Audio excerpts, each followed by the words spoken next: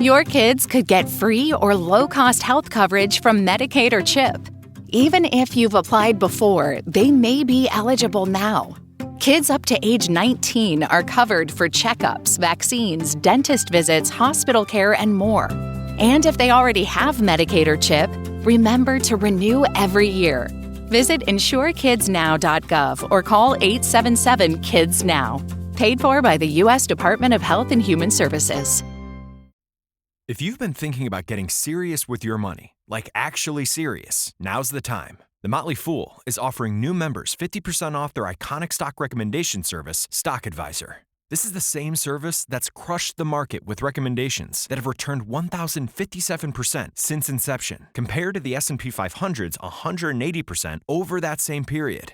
This isn't guesswork. The Motley Fool has a track record of finding companies before they become household names. So if you want to invest smarter and you like saving money while doing it, go to fool.com/listen to claim your 50% off discount off a 1-year term of Stock Advisor. Again, that's fool.com/listen. Returns of 1,057% are from the Motley Fool's product Stock Advisor and measured against S&P 500 returns of 180% as of July 10th, 2025. Past performance is not an indicator of future results. All investing involves a risk of loss. Individual investment results may vary.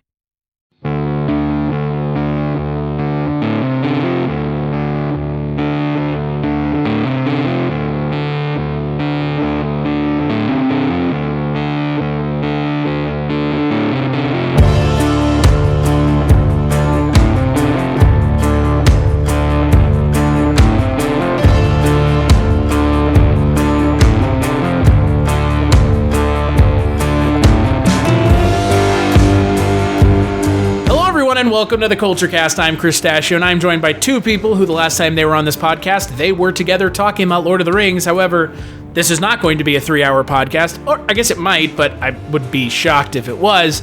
Talking about the host of the Projection Booth podcast, Mr. Mike White.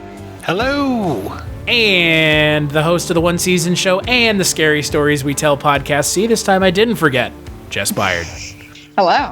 And on this episode of the Kulturecast, we're talking about, and I can't stress this enough, folks, a film that came out in 2020, and it's not just going to see Ghostbusters again, or somehow The Croods 2, which is a movie that does exist.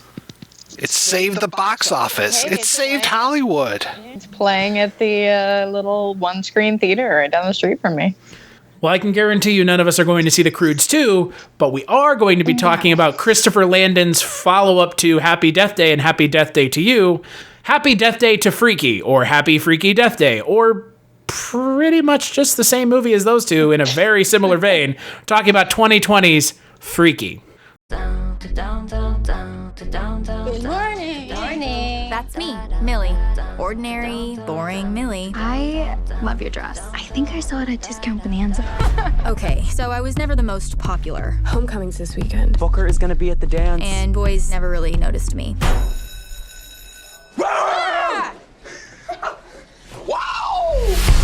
Honestly, if this was a horror movie, I'd be one of the first ones to get killed.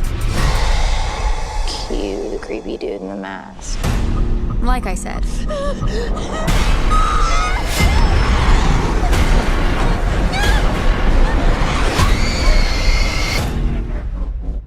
But actually, it turns out... Where am I? I didn't get killed. Oh my God, why do I sound like that? I woke up in the killer's body. The Blissfield Butcher strikes again. Don't freak out. You're black! I'm gay! We are so dead! Ow! Will you stop? It's me, it's Millie. Hail, Blissfield. High, feel our glory and our might. And not only is that psycho wearing my body, he's killing it. He's like a wolf in sheep's clothing. Who knows how many of our friends he's gonna kill? Are you sure this is safe? No. Oh my God, it's a slaughterhouse. I have like less than 6 hours to swap back or I'm gonna be stuck in his body forever. Hurry up, loser, I gotta take a dump. I have to admit, it hasn't been all bad. I'm sorry, sir, I didn't mean to interrupt. Move! How's that feel? I'll make you wish your stupid face was never born. Oh my God, did you just pee yourself? Yes! Whoa, what am I wearing? I'm actually really liking this for you. Oh my God, it's the Blissfield Butcher!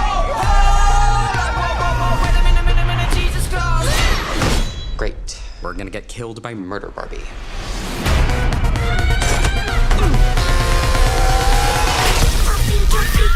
I can't wait to kill you. Time to stop this asshole. We're in this together.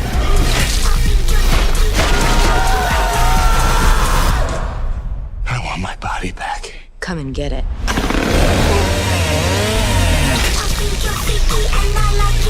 Look, I know I look like the butcher, but it's Millie. He's crazy. Okay, Booker, can you look at me, please? Booker! Dry up, bitch. Booker, help! Booker! Will you shut up?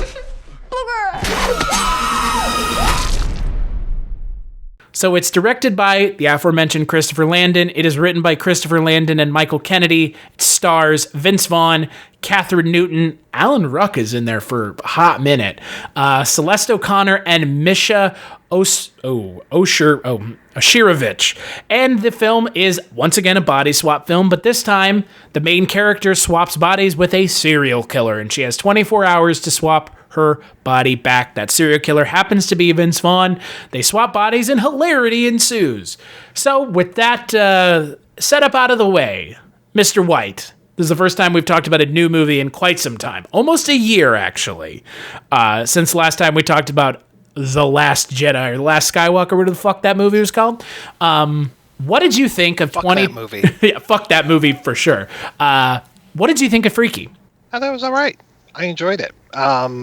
I don't think I'll go back and rewatch it anytime soon. I laughed a few times, genuine laughs. And, it's tough for me to enjoy Vince Vaughn films right now just because I know where he's leaning politically, and it's tough for me to get over that. It was a little one note as far as his performance. There were some things that I would have liked to have seen a little different or a little bit more. But yeah, my thumbnail is that I enjoyed it. What about you, Jess? But Mike, are you making a face in the thumbnail like, no? Is that the customary YouTube like shocked face goes with that thumbnail? Come find out our new idea. Yeah, fuck that shit. It's a picture from the movie with an arrow pointing at something, and I never talk about it in the YouTube video. Oh boy, you're really taking him to task, Jesus Christ. What about you, Jess? What did you think of Freaky? So I didn't even know that this movie existed until you asked me to be on this episode. Boy, that's a good and bad thing. Quickly realized it was a Freaky Friday reimagining, whatever you want to call it. It's fine, which is an issue right now. And I mean, I guess for a movie that's coming out in 2020 where you're having to do very limited things because of the nature of filming, there were some genuine laughs. I will agree with Mike on that. There were some times that I really did laugh. But, I mean, overall, it's just fine. And, I mean, it's nothing exciting or new for the genre, obviously. It's a remake of sorts. I thought that most of the characters' performances and just characters in general were pretty one-note. We weren't really at all trying to... Bugs crashing your pack's party? Whether they've got paws or sneakers, your pack deserves a home that's protected from pests. That's where Wondercide comes in. Plant-powered protection made with steam-distilled natural essential oils that actually work. It kills and repels fleas, ticks, mosquitoes, and ants without questionable ingredients or overpowering smells. Safe to use around kids and pets when used as directed. Lab-proven to work fast. And proudly made in the USA. We offer sprays for pets, people, homes, and yards. Plus, spot-on treatments, collars, and even shampoos. Whatever your pack needs, we've got it covered. Founded by a pet parent looking for a better way to protect her dog Luna, Wondercide's now protected over 21 million lives and counting. You might have even seen us on Shark Tank. Go to Wondercide.com and use code WONDER20 for 20% off your first order. That's WONDER20 at Wondercide.com. Wondercide. Protect your pack with plant-powered Wondercide today. If you've been thinking about getting serious with your money, like actually serious, now's the time. The Motley Fool is offering new members 50% off their iconic stock recommendation service, Stock Advisor. This is the same service that's crushed the market with recommendations that have returned 1,057% since inception, compared to the S&P 500's 180% over that same period. This isn't guesswork. The Motley Fool has a track record of finding companies before they become household names. So if you want to invest smarter and you like saving money while doing it, go to fool.com/listen to claim your 50% off discount off a 1-year term of Stock Advisor. Again, that's fool.com/listen. Returns of 1,057% are from the Motley Fool's product Stock Advisor and measured against S&P 500 returns of 180% as of July 10th, 2025. Past performance is not an indicator of future results. All investing involves a risk of loss. Individual investment results may vary. Have any developed characters, and Chris, like you said, this movie doesn't have the exact same plot, I guess, as Happy Death Day, but it's very similar, and there's a lot of similar things that like carry over. Happy Death Day, we have a dead mom. Freaky, we have a dead dad. It's this situation where it's this young meek girl who gets turned into, this, I guess, for all intents and purposes, badass, even though they're a serial killer. But it was fine. Wow. I actually liked it a lot. Who'd have thought? Here's the thing. And you know what? This is our one opportunity to talk about this, Jess. So let's take our opportunity to talk about it. A certain someone produced this film. That person being Ryan Turek, who may or may not have had sexual assault allegations leveled against him to the point where he completely disappeared off the face of the earth. Right. Perfectly fine. And like Mike just said, taking the fact that Vince Vaughn is, kind of a shithead out of the equation, just like taking someone like Ryan Turek out of the equation, and he's prominently on the producer side of this film because obviously he works for Blumhouse. That he's like one of their biggest producers. Yeah, he's a producer on pretty much every Blumhouse movie. All of that aside, I liked it a lot. It's nothing new. It's not reinventing the wheel. It's not even attempting to do anything new. No. It turns into every trope that it can think of and or put itself into a position where that trope is a thing. Look, here's the thing though. In 2020, we don't have a lot of new films. We're never getting another Happy Death Day film, unfortunately. That's kind of a shame given the way the second one ended and given the fact that I think that franchise has a lot of legs as kind of a halfway subversive take on that genre of films. And this is a spiritual sequel to that. This film is Happy Death Day to you. Happy Death Day could turn into a cool sort of sci-fi anthology. Yeah. And this, where it's okay, we've done this main story in the movies. Now let's just kind of explore this universe a bit more and see where the sci-fi aspects go. That second movie, if memory serves, because I've only seen the second movie once, it doesn't start off with our main character and it goes to a side character. Yeah. And it goes through them, which I thought was really clever. And I almost wish that the whole movie had been about the side character. And I can see what you're saying as far as this week it's this guy and next week it's this guy. There could be different things happening, we don't know what the extent, because we just learned in that second, spoilers to everybody, sorry if you've not seen Happy Death Day or Happy Death Day 2, but they've reached the subject of time travel, whatever, but that means that's opening more doors to other things. So that it could be, maybe there's hope that it'll spin off into some streaming company will want to do something, but I think that would be a cool approach for it. Because I think the movies could get done to death. Oh, yeah.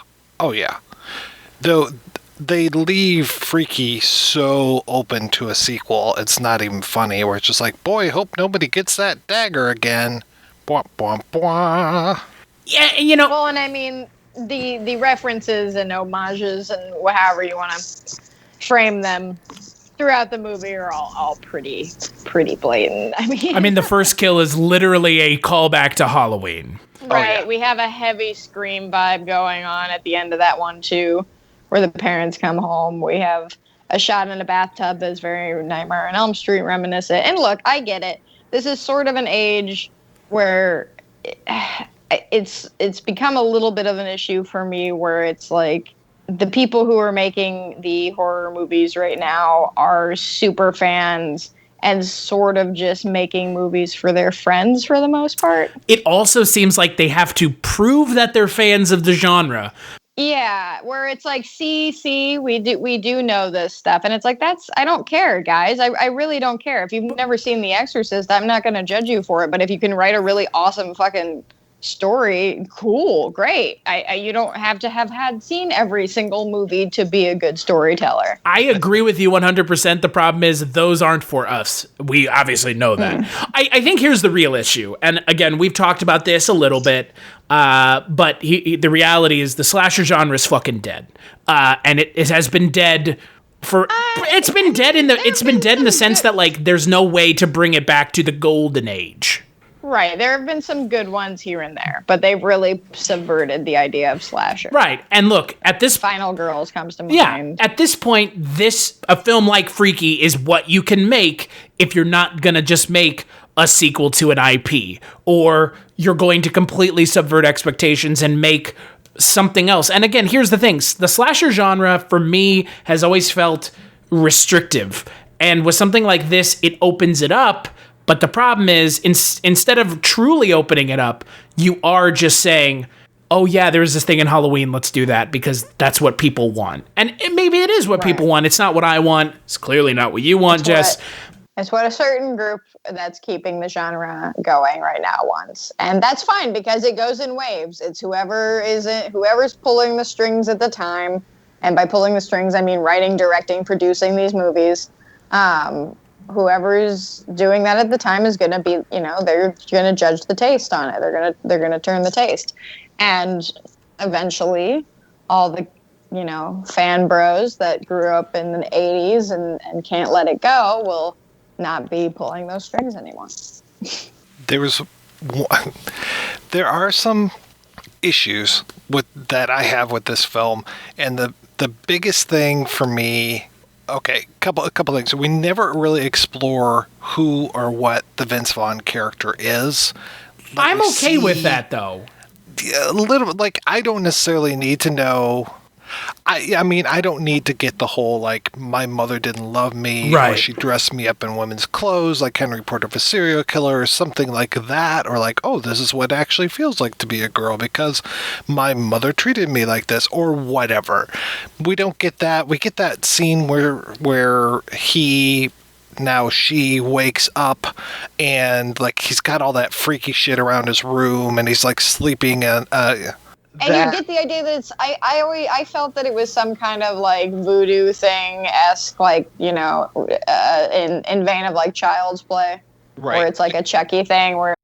If you've been thinking about getting serious with your money, like actually serious, now's the time. The Motley Fool is offering new members 50% off their iconic stock recommendation service, Stock Advisor. This is the same service that's crushed the market with recommendations that have returned 1,057% since inception, compared to the S&P 500's 180% over that same period.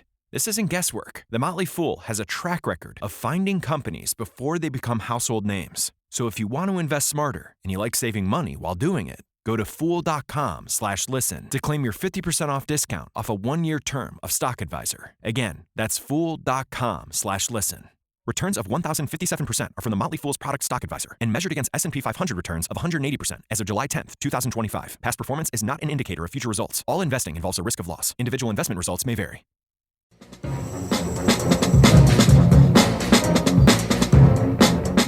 Hello, this is Aaron West. I am the author of the A24 New Wave. In this book, I look at A24's output and I make the argument that we are in a new wave movement right now. A24 plays a major role. This book has a supplemental podcast where each episode is a brief conversation about an A24 related topic, whether an actor, director, or even a genre. As I continue research for the book and conduct interviews, I expect to record podcast episodes with people involved with the company.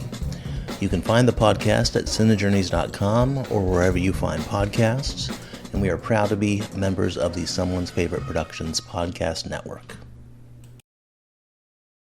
It's just like, he's into this, but we never know why. And I guess we don't really know why too much with Chucky either, but it's a different thing.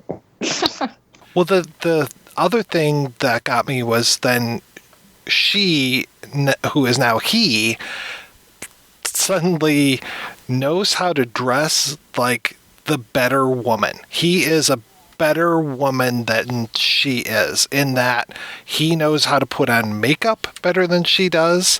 He knows how to dress, quote unquote, better than she does. And that was a little offensive to me, I'm not going to lie, but I mean, this is a comedy, so I kind of got over it. There's a few things in this movie that I wonder how will age. Like a gay best friend? Yeah, the gay best friend, which is the trope. More so the line in where he's talking about wanting to go to homecoming for the straight boys who get drunk and decide they're fluid, and the other friend says that's kind of rapey, and he says good, and I was like, I don't know if maybe that's the best line you could have. It is not the best. It is not the best line, and it is. This is. I don't know. Does this sound terrible? But the director is gay. Well, they justify it later. Well, they justify it later because he gets, almost, barely almost gay bash, but yeah, I don't know. It's weird. It felt weird. I don't know if it's just personal preference. I guess at that point, it just felt. I mean, there's also a lot of again. I mean, look, this is. Vince Vaughn being in the teenage girl's body and like grabbing her boobs is pretty strange. Also. Yeah, but to be fair, that happens in like every body swap movie that I've seen this month. I mean, to be fair, I will tell you this much: it's less awkward than Fred Savage in Judge Reinhold's body, looking down at his own father's cock and going, "Oh, this is great!" Like the whole scene where Vince Vaughn is as, Millie is as Vince Vaughn, and she's flopping her penis back and forth. I'm a lot more okay with that than Judge Reinhold's looking at his penis, his father's, ostensibly his dad's dick, and going, "Oh, great!" Like, what in the? That's fair. I guess it's just the implication because Vince Vaughn's character, who's like, however old Vince Vaughn is in this 17-year-old girl's body. And then just the idea, it's just weird. Sure, yes, they do it in all the body swap movies because it's like, oh, of course, if you went into someone else's body, what would be the first thing you would be checking? But the gay best friend, not that I don't enjoy that character, not that character didn't provide some of the laughs that I was talking about. And not, as Chris, you said, the director himself is gay. So, I mean, I can't really... It's not my place to judge him on that, but there were just some things that felt a tiny bit outdated, which actually I meant to ask, when was this movie filmed? When did they actually It was shot earlier this year. It was actually shot February to end of March. Okay, so I'm sure they cranked out the script in less than a month. And then powered through production. So again, having some, giving some leeway to to this production that is, and you can tell, I mean, there's not a lot of extras. I mean, until that dance scene, I guess. I wonder how that would have been a nightmare to have to film in COVID. Yikes. It was probably filmed pre-COVID, I would assume. You can tell when things are pre and post COVID at this point. Because there's scenes where it's just 3 people. And okay, you probably could do that. And they're 6 feet apart. Yeah, yeah, exactly. Exactly. Yeah. It's, again, for a movie about... Other than the gay kiss in the back of the car, which was a little strange. I was just I mean, yes, I understand that there's a girl in the man's body, but it just felt a little too easy for this guy to be right. I mean, I know we're all very heteroflexible on this call, but I'm still just I don't see myself making out with Vince Vaughn at this point. I'm sorry. Here's the thing, though. Again, not to defend the movie, but of the things I've seen this month where it's a similar scenario, I would take 2 adult actors making out over Fred Savage possibly kissing a 30-year-old woman. Again, I know what they're going for, and I'm not trying to make excuses for the movie, but of the things I've seen this month, it does all of those things way better. Mm-hmm. So much better that I don't have to worry about Judge Reinhold's cock. I don't have to worry about Fred Savage making out with a woman who's twice his age. I don't have to worry about, Kirk Cameron at all. Thank God he's nowhere near this fucking movie. with that's the perspective I'm coming from. So it's a different perspective, but you guys are completely right. It's just, there's some things that like just feel like they're in there because it's a body swap movie. And like, you don't have to pander to all the body swap tropes. You just don't. It's not required because you're playing in this subgenres. Subvert some things. Yeah, you don't have to play in the sandbox completely. There are things that you can choose to not mess with. And I would have liked not seeing some of those usual tropey things because they just don't they don't serve a point in this film. Right. They don't. They just serve to kind of feel as a weird, outdated thing where you're like, come on, do we need to do that? Like, we can move past this. Let's just get on with it. I will say that I was very pleasantly surprised by the gore in this movie. Oh, that was nice. I was laughing quite a bit. Man, all these kills are pretty great. I want to know why this high school has a cryo chamber, though. That was a little strange. I'm like, why did they just have this body-sized cryo chamber in this high school basement? You mean that's not how the high schoolers who are on the football teams right now rehab? They don't have don't have like $1 million machine just in the basement of their school. I haven't been anywhere near a high school in like 15 years. I think that's probably a good thing, and for me, it's a court order. So. It is. Look, that is the one thing about this movie that I am shocked by is it has such good kills. It really utilizes the genre. Like the first scene where we're wiping out that first like just group to get the knife. That kid with the bottle, I won't spoil it for anybody if you haven't watched it yet, but the kid with the who gets it with the bottle that's probably one of my favorite kills I've seen in a long time in a movie like this. Oh yeah, I laughed out loud when that happened. I was very happy about that.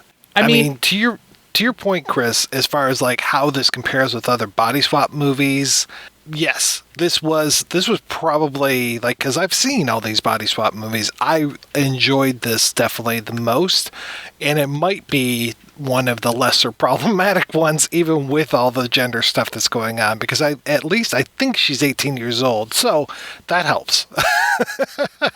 We know for sure that that Josh, the best friend, is 18 because he says it. I don't know about her for sure. If she's not, she's close. I would also just rather have, like, if we're not going to go into the parents and, like, we're just going to have a generic, like, oh, my dad is dead, so everyone's sad story, then I would rather the parents just kind of be non-existent than them try to shoehorn this, like, I should care about her alcoholic mother who leaves her at school too late and is the reason that she gets attacked by the serial killer, and then we just kind of forget about her for the rest of the movie until the end where she's evidently fine. I forgot that she was alcoholic. I thought she just fell asleep. No, they do that pan shot from the bottle to her, or the dolly shot from the bottle to her face. That's why her sister's like pissed off all the time, I guess. I guess I'm just used to day drinking. Yeah, I don't. They try and make you care about some of this, about like some of these things. Or they want you to care, but they don't try hard enough to make you care. Like, I don't, and especially knowing that, you know, having seen Happy Death Day and Happy Death Day 2, and knowing that they don't really tend to kill off the main cast, it kind of takes anything, like, sort of out. You know, it takes some of the surprise elements out of it when you pretty much know you're getting the kills you are getting, which, you know, they're not limited in this movie. There are quite a few. They're just mostly at the beginning. But they're not going to be anybody of note, so you're never really going to care. Yeah. Yeah, I kind of wish that they had higher stakes.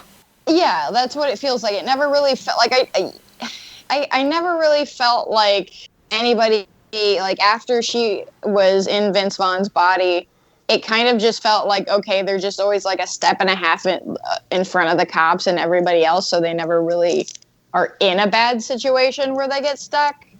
They just have these spar-offs with Vince Vaughn, with the serial killer and her body, but it's just kind of a move from location to location to location thing.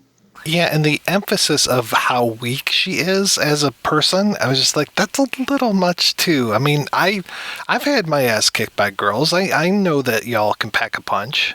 Right. There's just some things that feel weirdly off, but there's kind of always those things in these sort of offshoot Blumhouse movies. I don't know what you want to call them. They're subcategory of movies they don't release in theaters. Well, when they release things in theaters. I was about to say there was a time when things did come out in theaters. That time is not now. I really wish they had called this movie Freaky Friday the 13th. I mean, like, I know you can't do that, but like, oh no, I know. I would never let you. I'm well aware, but like, it is so on the nose, right? Like, yeah, there's a lot of it that's really on the nose, and there's, again, like, maybe if I were a teenager and seeing this and not as, familiar with the genre as I am, I would enjoy it more. And I'm not saying it's necessarily a bad movie. It's just, I don't know. I could watch a bunch of movies that are very similar, to this plot. And it just, I'll say that the kills were great. There were good laughs, but the performances overall weren't really given any room to breathe. They were kind of just like, okay, you are the stereotype. Do it. Well, and again, to Mike's point, you have Kathryn Newton, who is she's not a bad actress, but we're never given an opportunity to see her on screen. It's weird to me, having seen now this is the third body swap movie, fourth technically, that I've watched for this month. Of all the movies, this one is the most disproportionate when it comes to the amount of time spent with the hero. Or the characters that are body swapped. I know in this movie, you have a different setup because in the other ones, the two characters aren't trying to avoid each other. In this movie, obviously, Vince Vaughn, as Kathryn Newton, is meant to avoid the other character until they figure out a way to solve the issue. In the other movies, they're actively together most of the movie. So it's also kind of weird that Kathryn Newton is really not asked to do much. She's really not. Well, and also when she is body swapped with Vince Vaughn, and I didn't really understand this because when, our main character wakes up in the serial killer's body, she is immediately hurt. Like, she wakes up the same way she does in the last scene we saw her wake up. She's all, like peppy in her, self. But when Vince Vaughn's character wakes up in her body, he's like mute or just choosing not to talk, but I don't really get why, because if you're trying to perform a successful body swap, why are you going to act like the world's biggest fucking creep? I'm just going to stand here with my head drooped down and holding a knife and try to kill my sister within the first 5 seconds. Out of character. Yeah. I mean, the character is so one-dimensional that he just kills and that's it. And then there's all that weird stuff where it's like, oh, that's just an urban myth. And it's like, well, was he away for a while? Why is this an urban myth? I feel like I'm reading too much into this, but it kind of falls apart. And also, like, is it 24 hours or is it midnight? And what's good? Because it wasn't clearly defined rules aren't clearly defined. Stabbed. Yeah, exactly. Well, but you don't understand, Mike. It's being 12 midnight means that they can use a throwaway line from earlier in the film to resolve the entire film. Pro tip. I was just sitting waiting for the punchline because I was like, there's no way that they don't show a close-up shot of the fucking watch and that kid, the love interest played by Uriah Shelton, setting the watch. He's setting it 5 minutes slow. I mean, that has been determined and spoken by the character into existence early on. So of course if they're smart, they'll return to it. But the problem is they made it so obvious that the audience is not going to forget that they've mentioned it. Because that's the best way to do this, is to make it so that the audience kind of forgets long enough for you to spring it on them. And maybe Have you ever wanted to dive deeper into the horror movies you love? Beyond the Blood is a horror podcast for fans who want more than just surface level screams. We do deep dives into the movies that shaped us, digging into director commentaries, behind the scenes stories, deleted scenes, and the special features that most people skip. Each episode is a love letter to the genre. We break down how these films were made, the creative risks that paid off or didn't, and the lasting impact they've had on the genre as a whole. From 70s slashers to modern nightmares, we celebrate the craft, chaos, and characters that keep us coming back. If you're the kind of fan who rewatches movies with the commentary on, or you simply grew up in the video store horror aisle, the Beyond the Blood podcast was made for you. New episodes every single week. Subscribe, and let's dig deep. Welcome to the Beyond the Blood podcast. Maybe we're just way too dialed in. Maybe the three of us are way too neurotic to let something like that just pass on by us without paying attention. But so goddamn on the nose. I mean, there's truth. There's something to be said about that as being people who watch a lot of movies and who are much more analytical about it. We know the cues and things to look for, the script tricks and foreshadowing notes to look for. But yeah, that was like, it's such a weird line because it's something like, what? Okay, thanks for telling me this. Like, of course, that's a well-known thing that people tell you to do. Why would this kid just be like... Right. Well, he was so desperate to talk to the nerdy girl in class, Right, and let's talk about Alan Ruck. Oh my God. What was Alan Ruck doing in this movie? I don't know. And this was one of my issues here where I was like, I'm not understanding. Wow. Yeah. The most abusive shop teacher I've ever seen. And I was talking to my husband and I'm like, look, maybe in 1985 when Alan Ruck, was playing high schoolers, maybe shop teachers could get away with talking to you like that.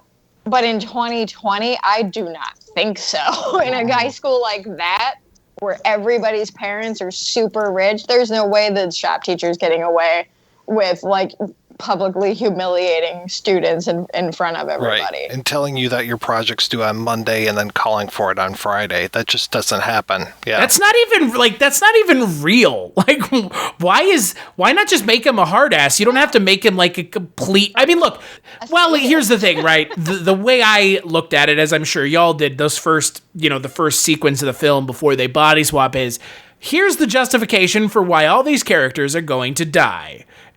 And it's exactly. Like, again, if you watch body swap movies, and you've watched as many in succession as I have at this fucking point, there is always that thing in these movies. I mean, in Like Father, Like Son, and vice versa, you had Ajay Naidu bullying Fred Savage's character, and then Fred Savage as Judge Reinhold comes in and gets his comeuppance. He doesn't beat the shit out of him, but he's like, hey, I'm going to call the cops on you, blah, blah, blah. He doesn't kill him, but it's effectively the same trope. It's effectively the same formulaic device. And look, I hate to break it to everybody who wrote this film, but it's lazy as fuck. Like, it's straight up. Well, that's like I was saying when I'm like, we know that from Happy Death Day and Happy Death Day 2, it's not in Chris Landon's nature to kill off the main cast. So we have these characters who are awful, so they automatically become the ones who are like, okay, they're dead. Okay, they're dead. So it takes out any kind of like surprise, which is hard to have. It's hard to have surprise elements in slashers to begin with because they are such a formulaic thing and because they have been done to death for decades now.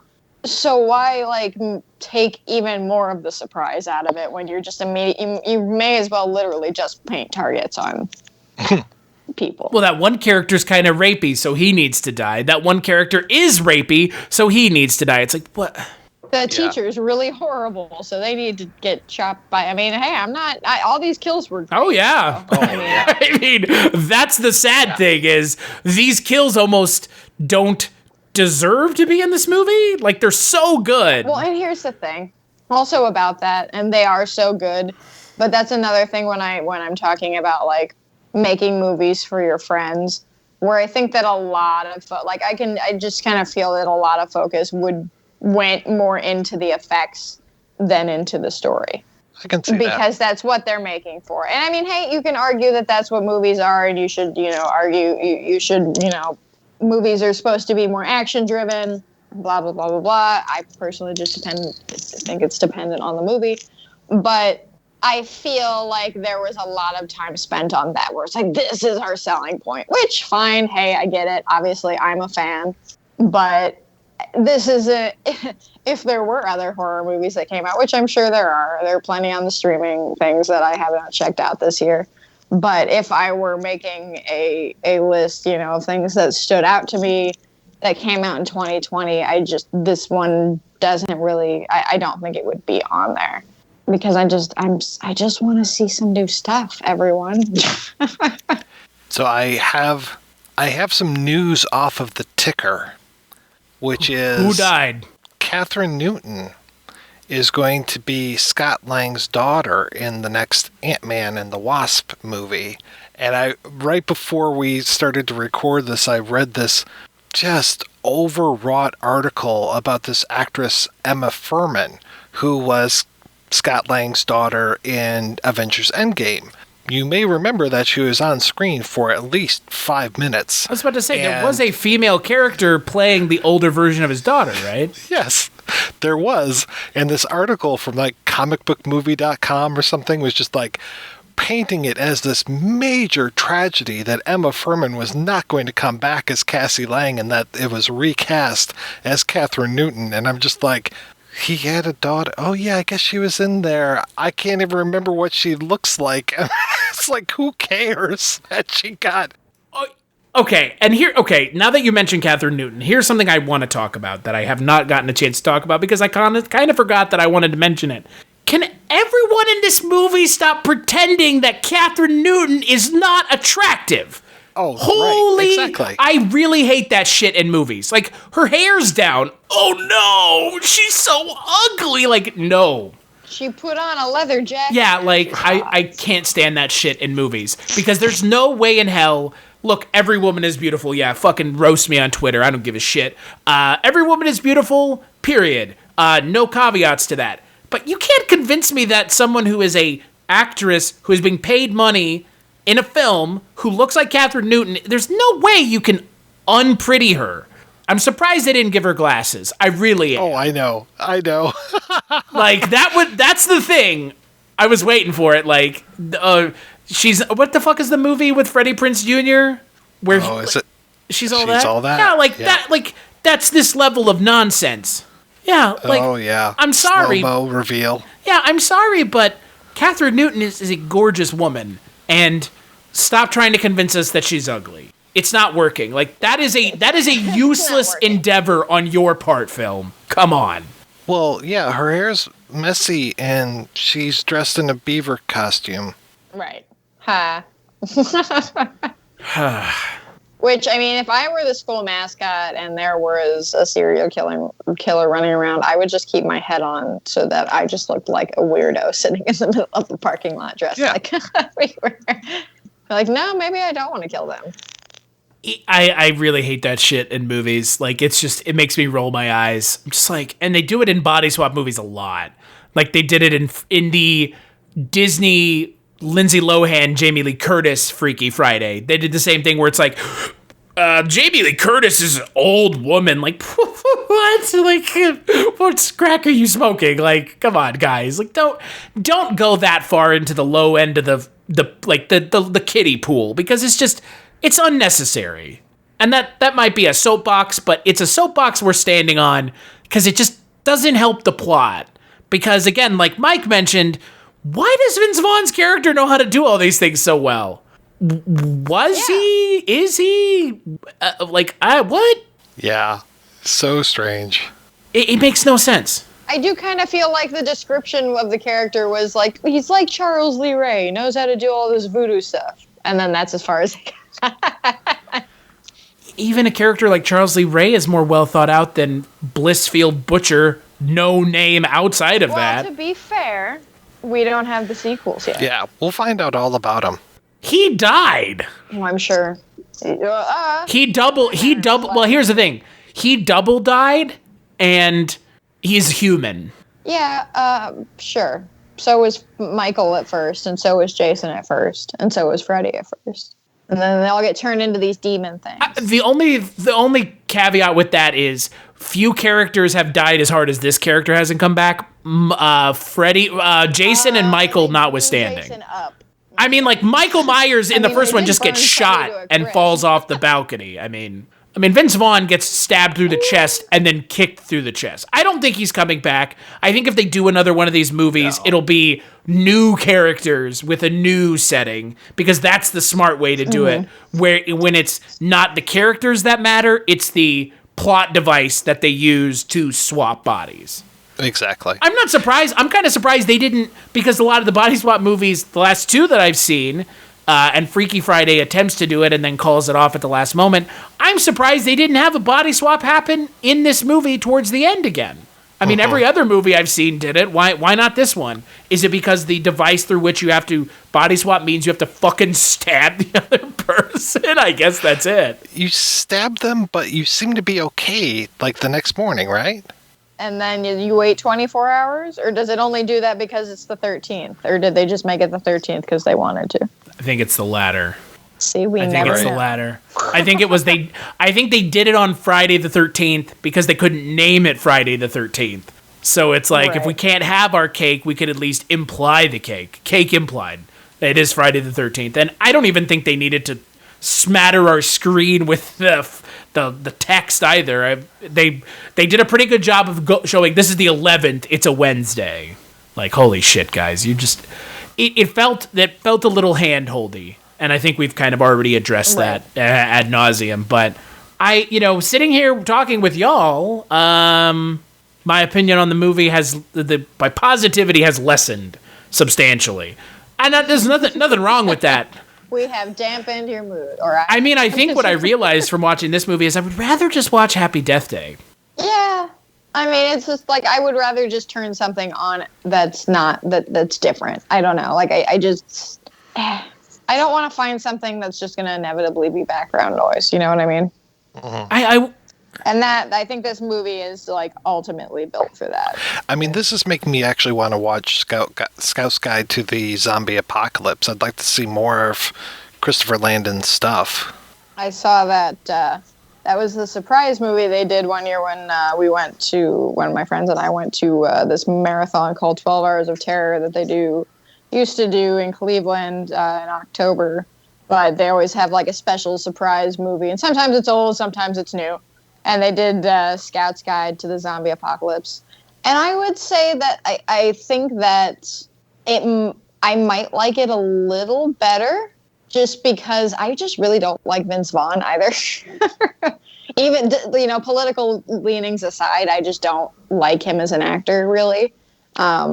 He's pretty bland to me. I like him a lot, and so that's why it's been such a heartbreak for me to find out that he's. I'm with you. I'm with you, Mike. I like Vince Vaughn a lot, but here's the thing: I completely get where you're coming from. Yes, I can see where you wouldn't like him because he's very easily dislikable, and especially because he kind of plays the same character a lot, and when he does, it's usually obnoxious. Like that character from Mr. and Mrs. Smith is just. Oof, man, is that bad. Fuck, I forgot he was in that movie. Holy shit. I would say that my complaints across the board for Chris Landon are just a little bit that the tone just seems slightly, I don't know, he just seems like a few years behind in the humor. Mm. Like when we saw Scout's Guide, it was funny. There's a really good scene, music. There's actually two good scenes. The first one's the beginning.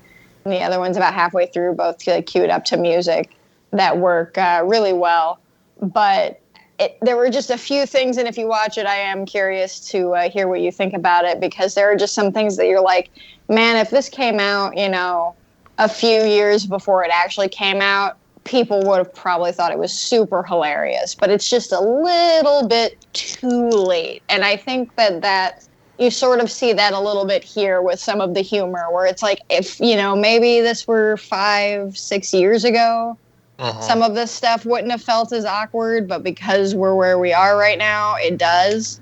And I think that maybe that's just something that's a commonality throughout his movies. That's always going to be a tiny bit of an issue for me. But I would be curious to see what you think of Scouts, and Chris, you too, if you've not seen it. I haven't seen it. I've seen everything else that Chris Landon's worked on, including that terrible Paranormal Activity film. I was going to ask. The marked ones, which had to have been, number 5 at least? The marked ones was the last one, right? No. It's like a sidequel or something. Yes, it is the Spanish Paranormal Activity. So it is the second to last one. Hello and welcome to Tumbleweeds and TV Cowboys. My name is Hunter. In this podcast, I'll be joined by a different guest each week to discuss a classic Western movie or TV show. I've been a fan of classic Westerns for as long as I can remember, and in recent years, they've become very nostalgic for me. I love the aesthetic, the tropes, and I love seeing different filmmakers' takes on them. At their best, they're incredibly entertaining, rewatchable, and some of my all-time favorite movies are Westerns. We'll mostly focus on Western movies made in Hollywood, but we'll also be covering spaghetti Westerns, and one thing I'm very excited to get into are Western TV shows. I've got some amazing guests coming on the show, film professors, historians, and podcasters. And Tumbleweeds and TV Cowboys is part of the Someone's Favorite Productions podcast network, and many guests on the show will be from other shows on the network. Thanks for listening. And the last one, okay. Yeah, they released the Ghost Dimension afterwards, which was the 3D these titles. I support the SADAC amendment, which, if you aren't familiar with it, it is the naming of things properly with numbers. You can have a subtitle, but you have to have the numbers. Enough of this. You're telling me. You don't get to just have 14 You're telling me that you can't name your film Suicide Squad and then name the sequel, reboot, prequel, no idea what in the fuck it is, The Suicide Squad, and that won't confuse people? Is that what you're telling me? As a fan of Predator, Predators, The Predator, that's what I'm telling you.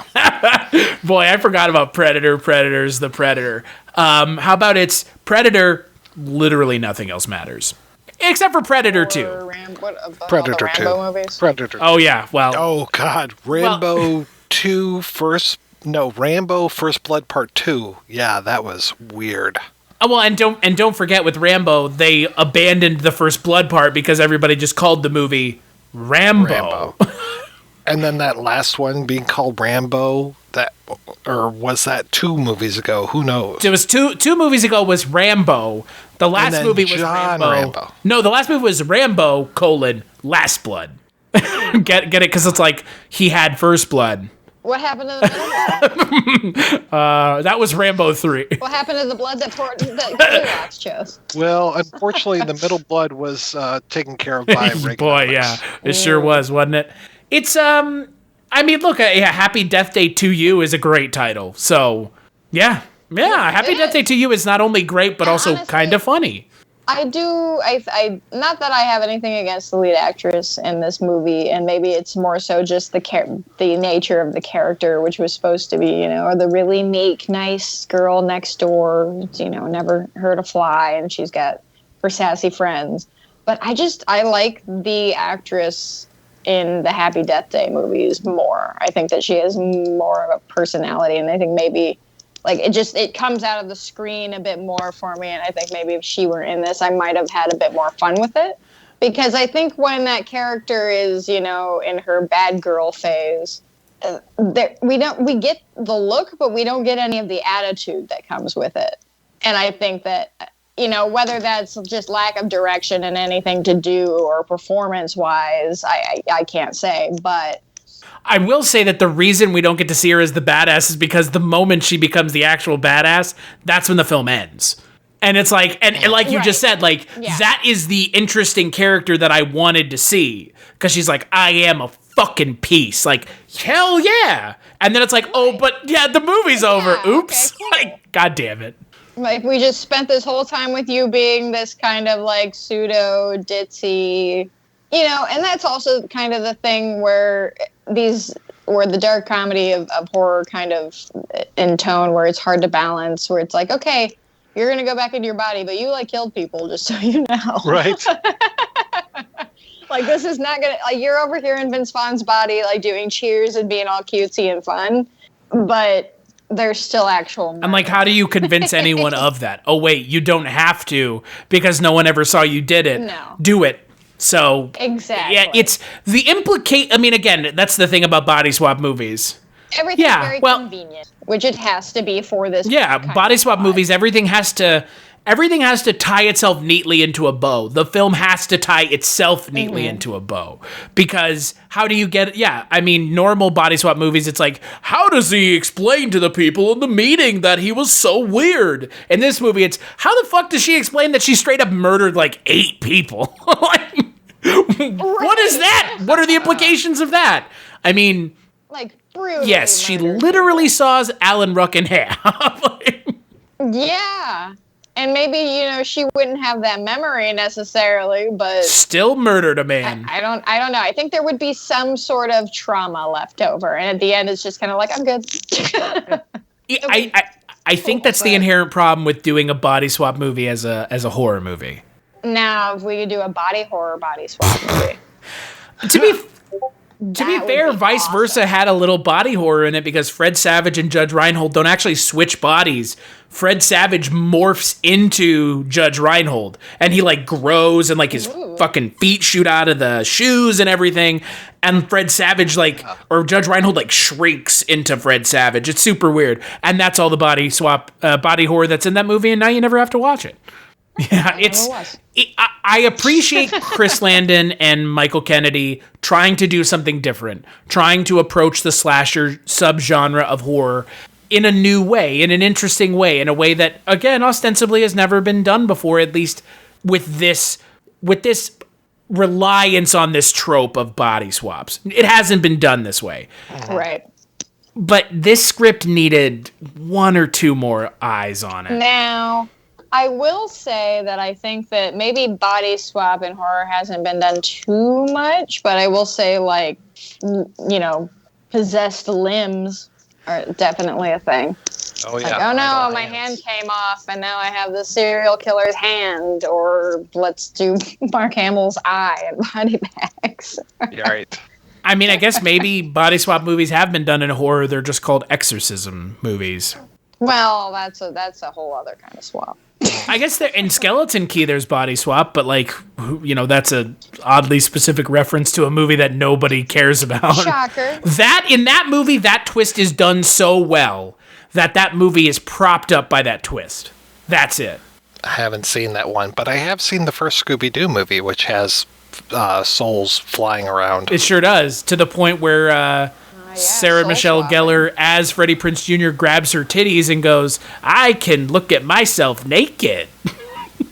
Always hilarious. What a laugher that one is. It's bottom of the barrel, lowest common denominator bullshit humor that, like, while I appreciate it, and I know that if you're making a body swap movie and it's, you know, it's different genders of the characters, you're gonna do something like that, but like, guys, leave it at the door. It's been done so many times now. Unless you're doing something different, it's gonna just nope, no thanks, I'm good.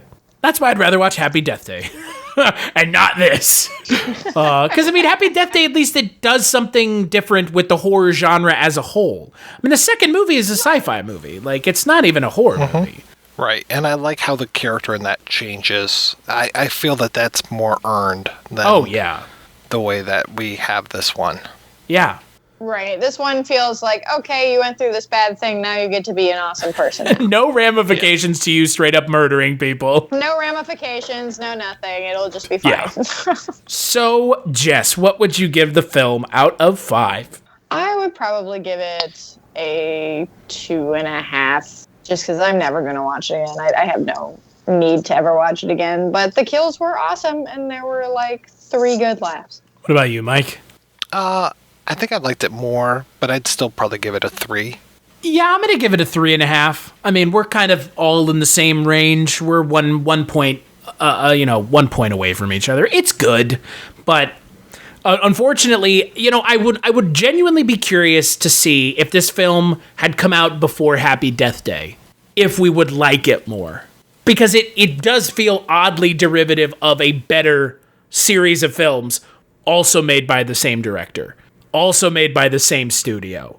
You know, that's the reality. And I really genuinely wonder, obviously we can't live in that universe, but in the universe that we live in, it's a 3.5. It's good, not great. It also came out in 2020, and it's like one of the last movies that's going to get released this year at all. So that's it. That new Tom Hanks movie. Sure. Whenever the fuck that comes out, wherever the fuck it comes out, and whoever the fuck's going to watch it. Whatever the name of it is, yeah. Movie you will watch, but probably not. I heard it's like is he like on a ship or something?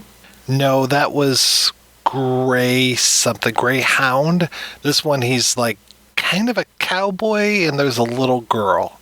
It might be called Old something. Old Man Tom Hanks. Could be called that. Old Man Tom Hanks is nice to a little girl for 4 hours. Sign me up. And then probably dies. If you're supposed Gee, to cry. goddamn. Do you guys think Jess is cynical at all? I would never have guessed. Yeah, well, someone tell me the end of that movie and see if I'm right. The name of it is called News of the World. I never would have remembered That's a terrible title. News of the World, like the Queen album? Yeah, exactly. It's Tom Hanks as a robot holding the little girl in his hand, and he's got like a little bit of blood on his finger where you can tell that he killed her. So Jess is probably right. Not only is it a Paul Greengrass film based off of another IP that already exists, it is also a film where Tom Hanks plays a Civil War veteran who agrees to deliver a girl to her aunt and uncle. So, yes, Jess, you already called it. I don't have to watch it. We know how the movie ends. The end. You're not wrong. So on that note, let's play a preview for the second to last Kulturecast of December.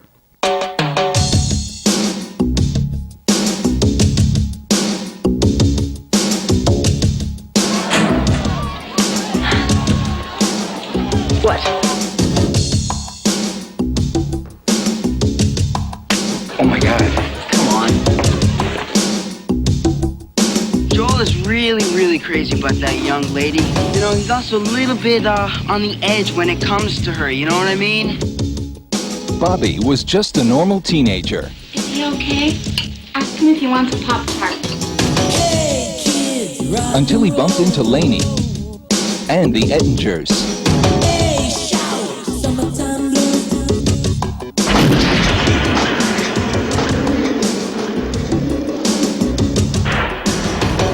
This wasn't supposed to happen. Oh my God. From him. Now, Bobby has 3 days to find himself. That's rude, mister. To pass high school. I was that SAT meant Saturday afternoon test. And steal his best friend's girl. Well, maybe you're not her type. I'm every girl's type. Or his future is history. Thank you for a frightening, confusing, strange, and dangerous time. What more could a girl ask for?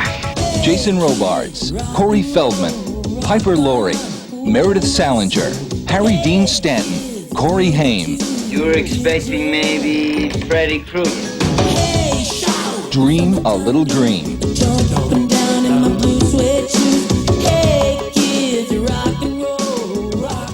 That's right. On the next Kulturecast for December, we're going to be talking about Dream a Little Dream, a film featuring the two Coreys, one of which is still alive. The other, unfortunately, seems to be going through some shit right now that I do not envy. I'm talking about Corey Haim and Corey Feldman. And our good friend, Father Malone, is going to be joining me because he picked that movie specifically. So, there you go. Until then... I'm curious, Chris. Yeah. With those dreams, are they for sale? Oh my God. They could be, but they're more likely for rent at this point. As we know, the U.S. government has taken it upon themselves to not support small businesses like our dreams for sale. So now the dreams are, I guess they're probably fucking wholesale. We're just selling them wholesale. You could have them for free. Dreams for free. Speaking of dreams for sale, Mike, where can people find you when you and I aren't talking on the Kulturecast?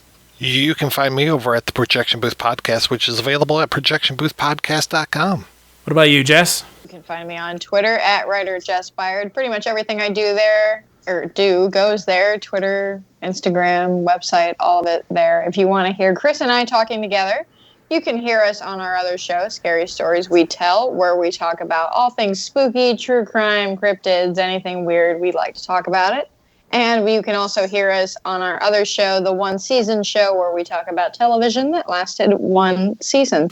As for me, you can find me on Twitter at Christmas Claus. You can find the podcast on Twitter at Kulturecast and on the internet at Kulturecast.com.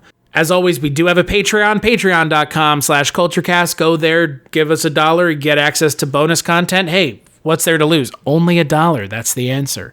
And as always, big thanks to Jess and Mike for joining me, and we'll catch you on the next episode.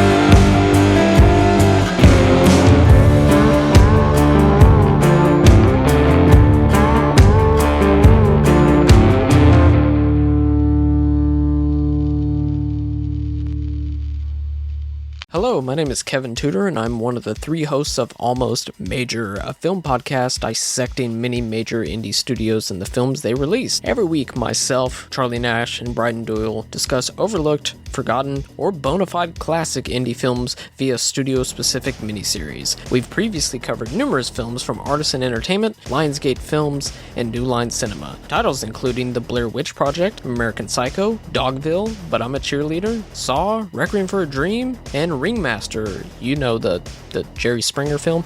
Anyways, we have a fun time every week, and we hope you will join us. Subscribe to Almost Major wherever you get your podcasts. Now proudly a part of the Someone's Favorite Productions podcast network.